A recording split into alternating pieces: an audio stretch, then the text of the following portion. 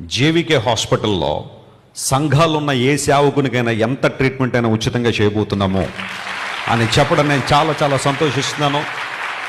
Make it a point and make it a note. సంఘం ఉన్న సేవకులు ఎవరైనా సరే ఎట్టి ఇబ్బందుల్లో ఉన్నా, ఎంత అనారోగ్యమైనా, ఈ హాస్పిటల్ వాళ్ళకి ఉచితంగా వైద్యం చేస్తున్నాం, అది ఏ స్థాయిలో అయినా సరే. సంఘాలు ఉన్న సేవకులు ఎందుకు చెప్పానంటే, సంఘాలు లేని వాళ్ళు కూడా చాలామంది సేవకులు నిన్నే మధ్యాహ్నమే ఆకాశం తెల్లగా కనబడిందండి.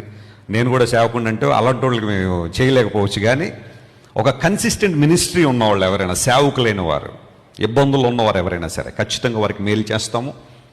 జేవికే హాస్పిటల్లో మనం స్టార్ట్ చేయబోతున్న హాస్పిటల్ ఫంక్షనింగ్ అంతా కూడా నా చేతుల్లో అయితే ఏమీ లేదు.